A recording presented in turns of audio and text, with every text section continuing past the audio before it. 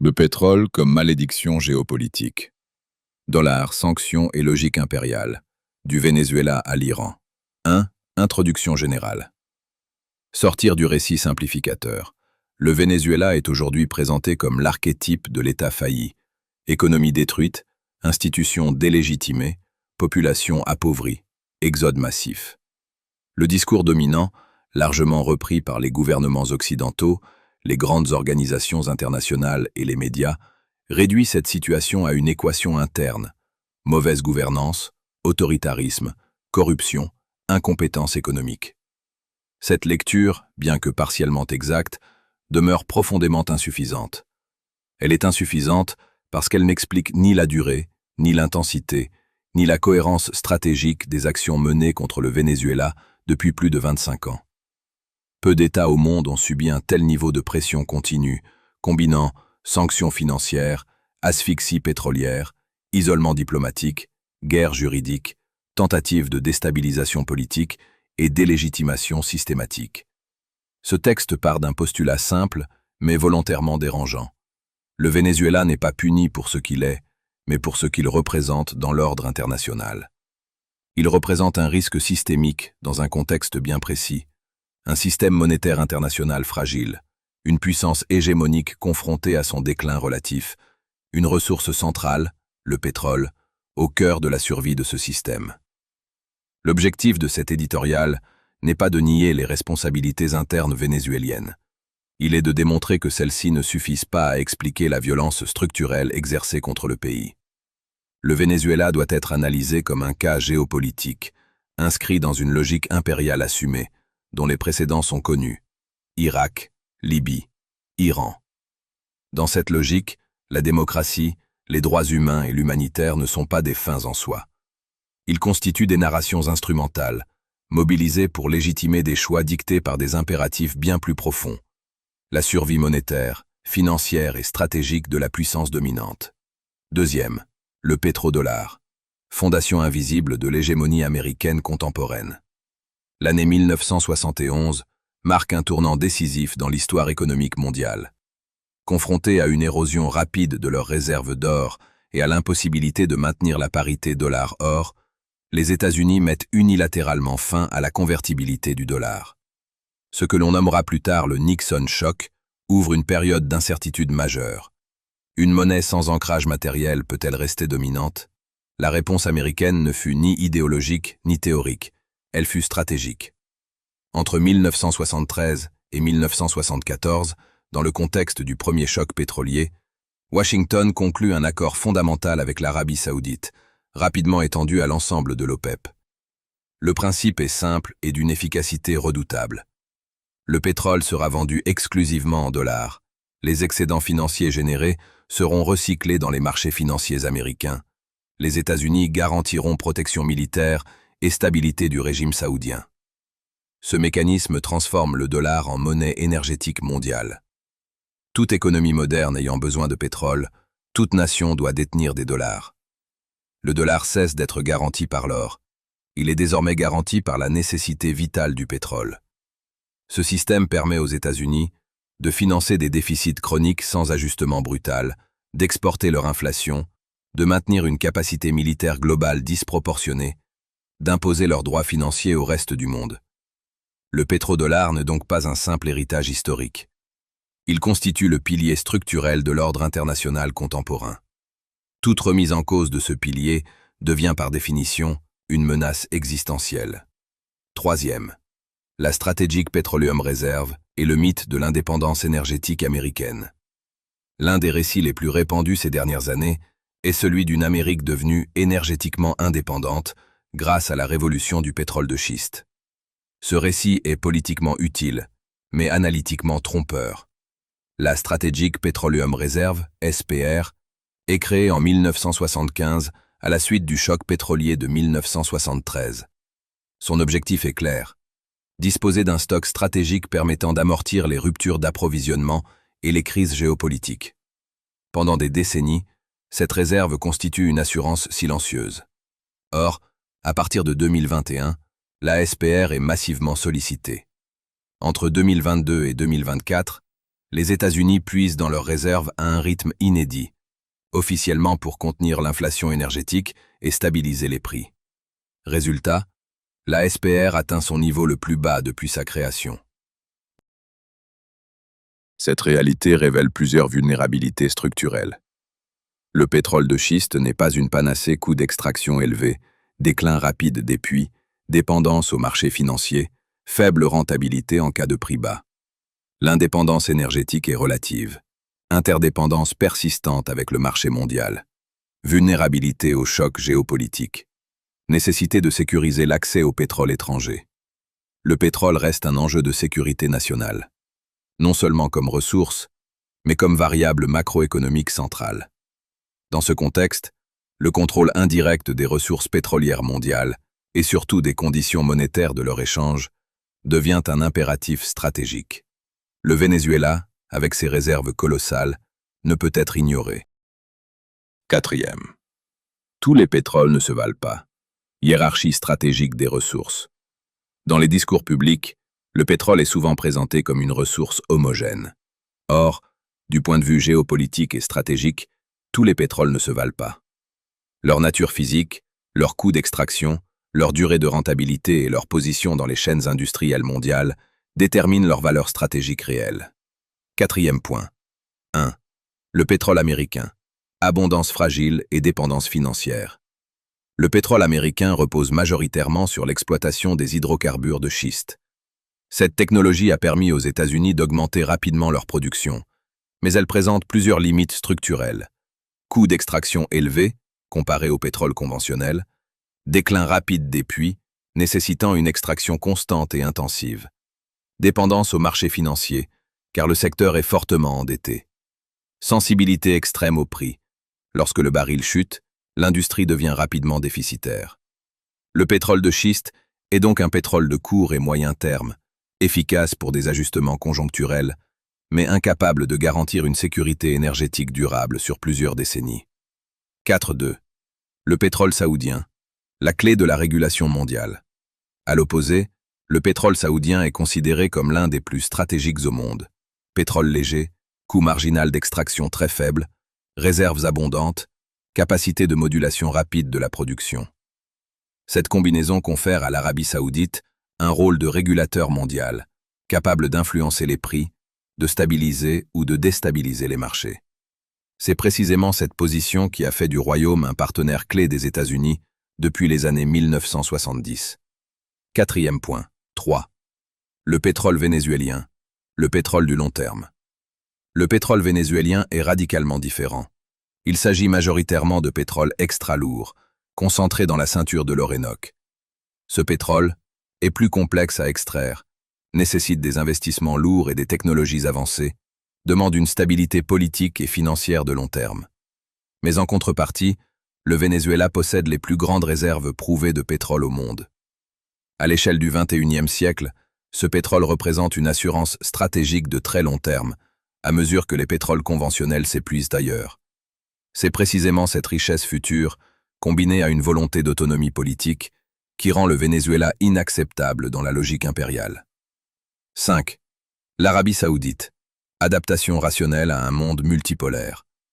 À partir des années 2020, l'ordre mondial entre dans une phase de recomposition accélérée. L'ascension de la Chine, l'émergence des BRICS et la fragmentation des chaînes de valeur obligent les États à revoir leur stratégie. L'Arabie saoudite choisit une voie pragmatique, l'adaptation rationnelle. 5. Diversification sans rupture.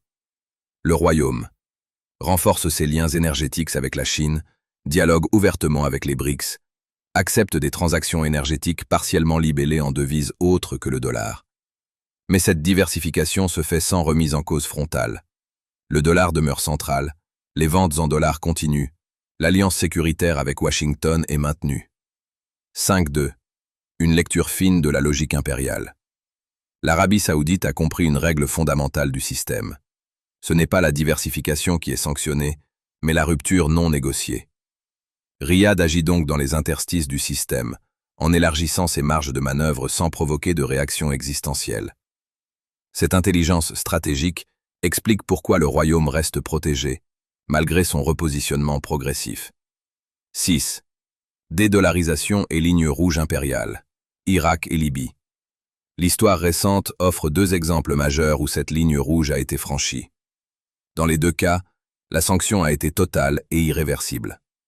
6. 1. L'Irak de Saddam Hussein. La rupture monétaire comme prétexte existentiel. En 2000, l'Irak annonce que ses ventes de pétrole dans le cadre du programme Oil for Food seront désormais libellées en euros. Cette décision, symbolique en apparence, constitue une remise en cause directe du monopole du dollar sur le commerce pétrolier. 3 ans plus tard, en 2003, l'Irak est envahi par une coalition menée par les États-Unis. Le prétexte invoqué, la possession d'armes de destruction massive, sera ultérieurement reconnu comme infondé. Le résultat est sans appel. Destruction des institutions irakiennes, effondrement de l'État, fragmentation sociale durable. La punition dépasse largement la faute alléguée. Elle envoie un message clair à tous les États producteurs. 6.2. La Libye. Pétrole, souveraineté et dinar-or africain. Le cas libyen est encore plus révélateur. La Libye ne se contentait pas de contrôler souverainement son pétrole. Sous l'impulsion de Mouammar Kadhafi, elle portait un projet radicalement subversif pour l'ordre existant, la création d'un dinar-or africain. Ce projet visait à libeller les échanges pétroliers africains hors dollar, affaiblir le franc CFA et les dépendances post-coloniales, bâtir une architecture monétaire panafricaine souveraine. La Libye combinait donc deux lignes rouges impériales. Un contrôle autonome d'une ressource pétrolière stratégique, une rupture monétaire susceptible de faire école sur tout un continent. En 2011, une intervention militaire menée sous mandat onusien élargi conduit à l'assassinat de Kadhafi et à la désintégration durable de l'État libyen. Le message est limpide. Pétrole plus rupture monétaire égale élimination du régime et chaos durable. 7e. Le Venezuela, cible stratégique contemporaine de l'ordre impérial. Le Venezuela occupe une place singulière dans l'architecture énergétique et monétaire mondiale. Contrairement à l'Irak ou à la Libye, dont la confrontation avec l'ordre impérial s'est traduite par une intervention militaire directe, le Venezuela devient le laboratoire d'une nouvelle forme de coercition, plus lente, plus diffuse, mais tout aussi destructrice. Avec les plus grandes réserves prouvées de pétrole au monde, le Venezuela représente une ressource stratégique de très long terme. À mesure que les pétroles conventionnels s'épuisent ailleurs, le pétrole extra-lourd vénézuélien acquiert une importance croissante. Cette richesse, si elle demeure sous contrôle souverain, constitue une menace structurelle pour un système fondé sur la captation indirecte des ressources. Le Venezuela pose donc un problème non pas par sa puissance militaire ou économique immédiate, mais par ce qu'il pourrait devenir s'il parvenait à stabiliser son modèle, à diversifier ses alliances et à s'émanciper du dollar. Il incarne le risque du précédent. Dans une logique impériale, ce risque est inacceptable. Il ne s'agit pas de punir un État pour ses fautes, mais de prévenir toute contagion stratégique. 8. L'acharnement continue contre le Venezuela depuis Hugo Chavez, 1999-2025. 8.1. Hugo Chavez. La rupture fondatrice, 1999. L'arrivée au pouvoir de Hugo Chavez en 1999 marque une rupture profonde. Pour la première fois depuis des décennies, un État pétrolier d'Amérique latine affirme ouvertement la récupération du contrôle national de la rente pétrolière, la remise en cause du rôle de PDVSA comme simple relais des intérêts étrangers, une politique étrangère explicitement anti-hégémonique. Cette rupture n'est pas seulement économique. Elle est symbolique et politique. Chavez remet en question l'idée selon laquelle les ressources naturelles du Sud doivent mécaniquement alimenter les centres financiers du Nord selon des règles imposées. 8.2. Le coup d'État de 2002. Point de non-retour stratégique. En avril 2002, une tentative de coup d'État renverse brièvement Hugo Chavez. Bien que rapidement avorté grâce à la mobilisation populaire et militaire, cet épisode constitue un moment clé. Le soutien diplomatique américain aux putschistes est documenté et largement reconnu. À partir de ce moment, la relation entre Washington et Caracas change de nature. Le Venezuela n'est plus simplement un partenaire problématique, il devient un adversaire stratégique. L'objectif cesse d'être la coopération conditionnelle et devient l'affaiblissement durable. 8.3. Une guerre de basse intensité, 2002 à 2013. Durant la décennie suivante, la pression s'exerce de manière multiforme.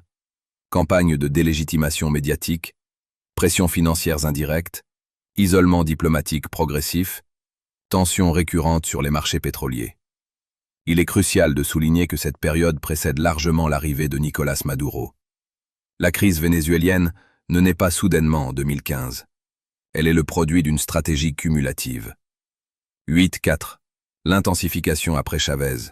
Maduro et l'asphyxie systémique. Après la mort de Chavez en 2013, le rapport de force s'intensifie. En 2015, un décret présidentiel américain qualifie le Venezuela de « menace inhabituelle et extraordinaire ». Cette qualification, juridiquement disproportionnée, ouvre la voie à un durcissement sans précédent. Entre 2017 et 2019, les sanctions deviennent totales. Interdiction d'accès aux marchés financiers, embargo pétrolier, gel des avoirs à l'étranger, confiscation d'actifs stratégiques.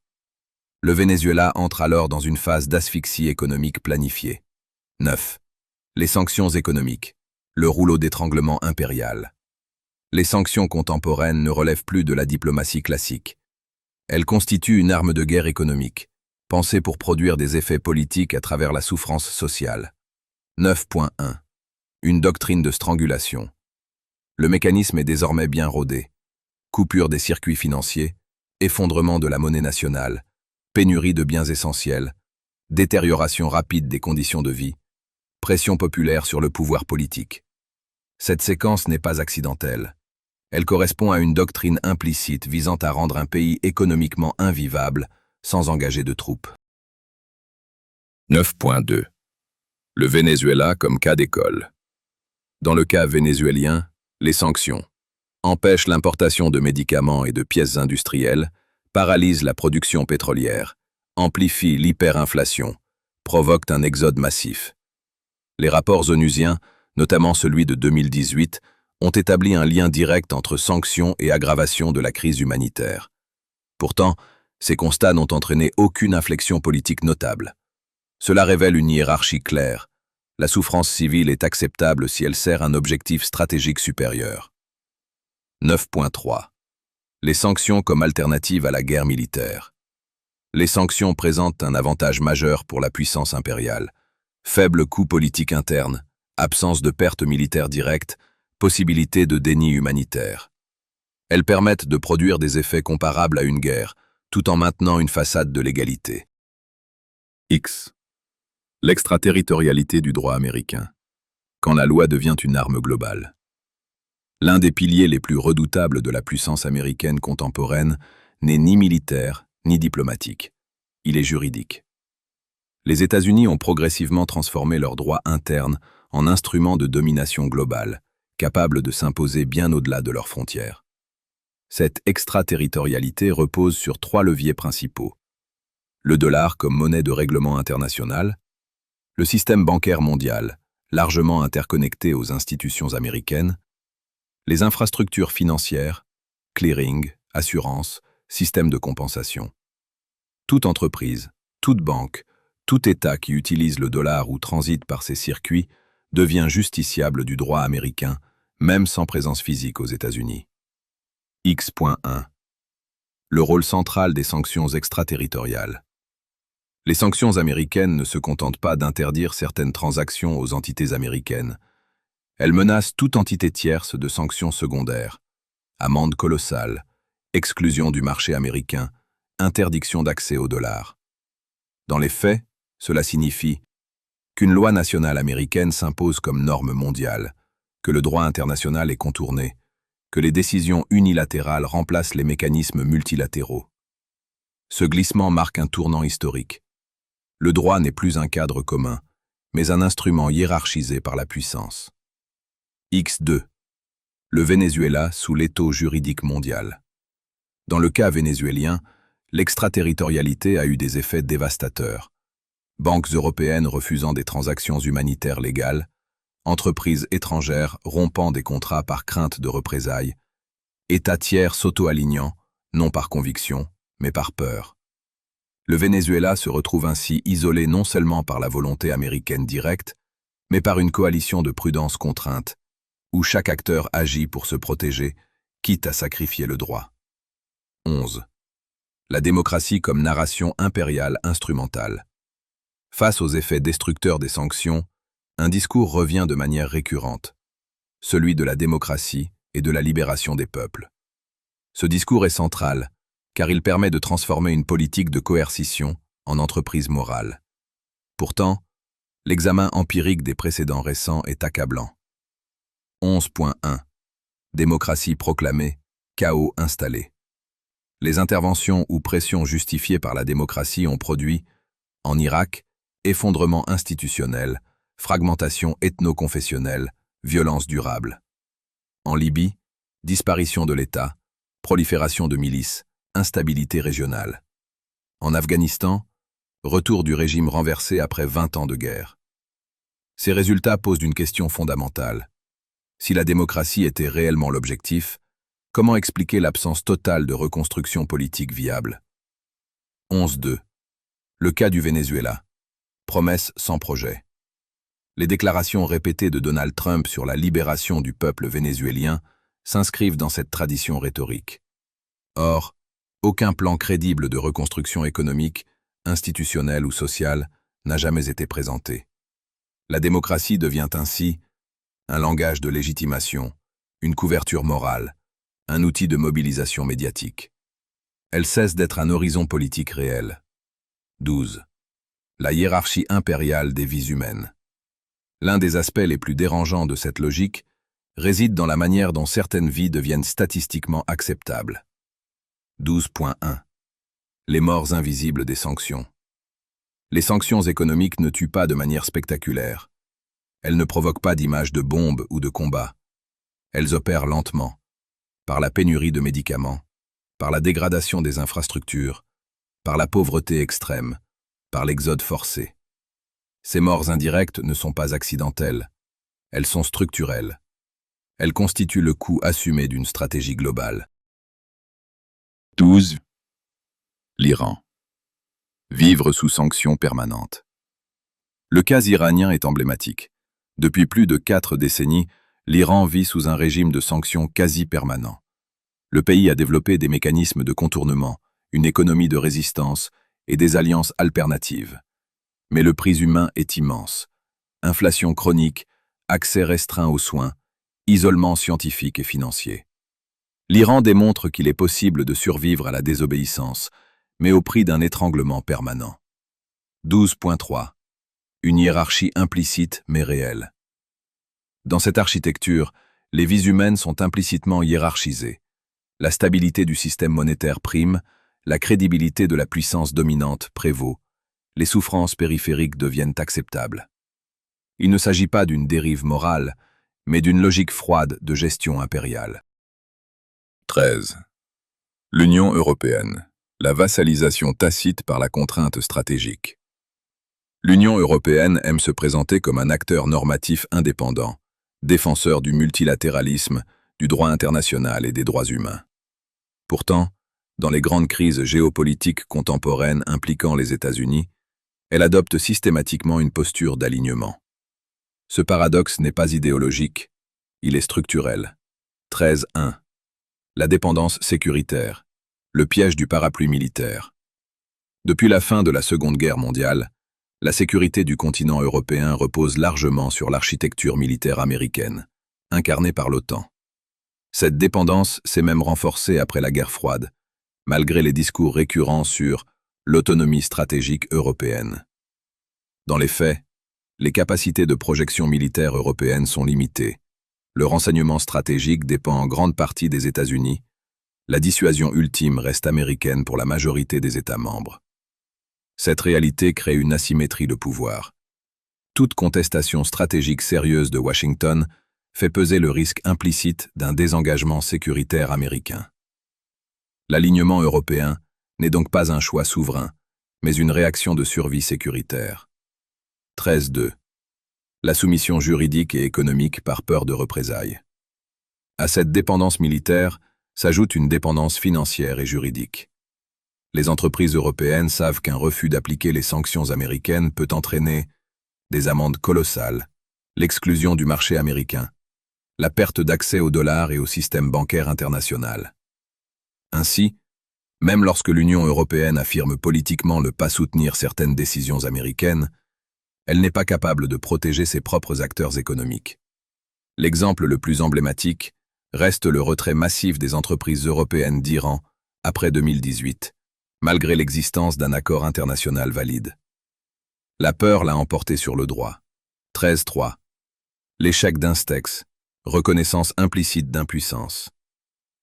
La création du mécanisme Instex en 2019, destiné à contourner les sanctions américaines, a constitué une tentative symbolique d'émancipation.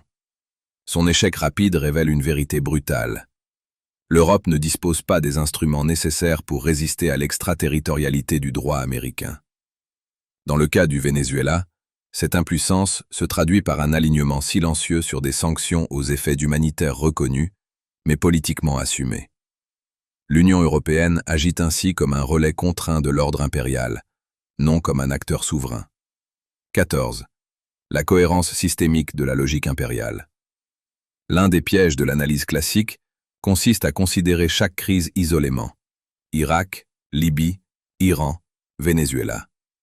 Or, ces cas ne prennent sens que lorsqu'ils sont replacés dans une architecture globale cohérente. Cette architecture repose sur 4 piliers indissociables. La force militaire utilisée lorsque la rupture est frontale et immédiate, Irak, Libye. Les sanctions économiques comme alternative à la guerre directe, Iran, Venezuela.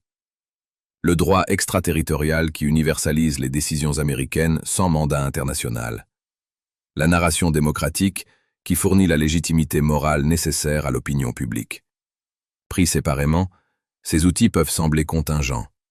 Pris ensemble, ils forment un système intégré de domination, rationnel, structuré et remarquablement efficace. Cette cohérence explique pourquoi. Certains États survivent sous pression, Iran. D'autres sont détruits, Irak, Libye. D'autres encore sont lentement asphyxiés, Venezuela. La différence ne tient pas à la morale, mais au degré de rupture avec l'ordre monétaire et stratégique existant. 15. Conclusion générale. Le pétrole, bénédiction conditionnelle ou condamnation géopolitique. Le cas vénézuélien révèle une vérité fondamentale que le discours dominant cherche à dissimuler. Dans l'ordre international contemporain, le pétrole n'est une richesse que sous condition d'allégeance.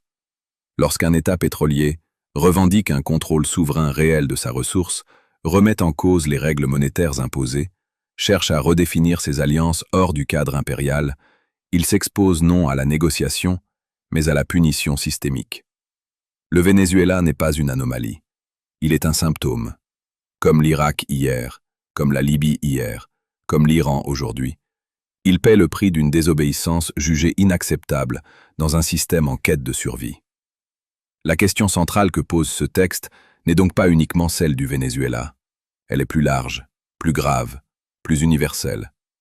Combien de nations devront encore être sacrifiées pour préserver artificiellement un ordre monétaire à bout de souffle? Et jusqu'où une puissance est-elle prête à aller pour retarder son déclin? Dans ce monde en transition, le pétrole n'est plus seulement une ressource. Il est devenu un test de soumission. Dr Festus Tamakloe, Munich, Allemagne, 6 janvier 2026.